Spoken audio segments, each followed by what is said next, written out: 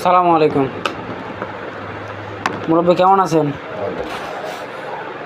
আপনার ওষুধ দেওয়া হয়েছিল 22 তারিখে, আজকে হলো 26 তারিখ।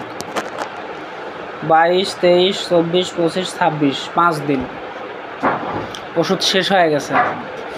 তরল দুইটা শেষ হয়ে গেছে আর ট্যাবলেটটা আছে। আচ্ছা, আপনার কোমরের নিচ থেকে ব্যথা শুরু হইতো এবং ব্যথাটা নিচের দিকে আসতো, আর রক টাইনে ধরতো, মনে হয় ছিঁড়ে যাবে এরকম অবস্থা হইতো।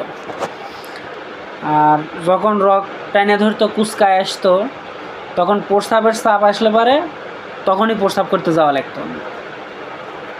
আচ্ছা, এখন আপনি ওষুধ খাওয়ার পরে কি অবস্থা আপনার? ওষুধ পরে খাওয়ার পরে পেশাব কিছুটা আটকে রাখা যায়, আর পায়খানা মরেই হয় না। পায়খানা মরেই হচ্ছে, ক্লিয়ার হয়েছে? ক্লিয়ার পায়খানা হচ্ছে না। কোষ্ঠকাঠিন্য, কষা? কষ্ট করে না, পায়খানা বলতে নাই। আচ্ছা আচ্ছা আচ্ছা, আর আপনার ব্যথাগুলা?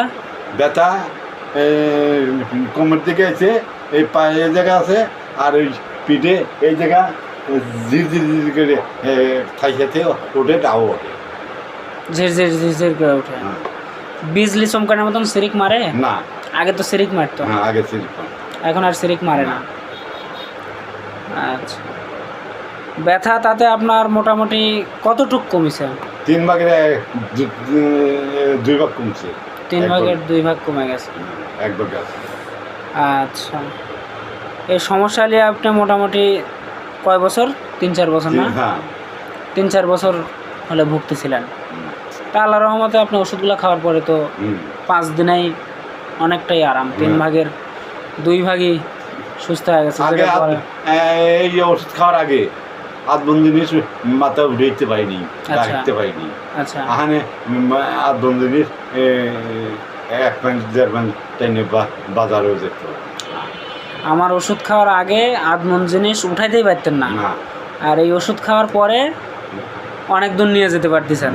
বাজার থেকে বাসায় মোটামুটি 2 কিলোমিটারের মতন জায়গা নিয়ে যেতে। কিন্তু আপনার তো এই বয়সে অত ভারী জিনিস টানা যাবি না, তা তো টান দিয়ে যতটুক মানে রেস্টে থাকা যায় রেস্টে থাকা লাগবে। কোমর ব্যথা, হাঁটু ব্যথা, আপনি তো হাইটে লম্বা মানুষ, লম্বা মানুষের মাজা পড়ে যায়, অতিরিক্ত পরিশ্রম। আমরা তো সিরাজগঞ্জের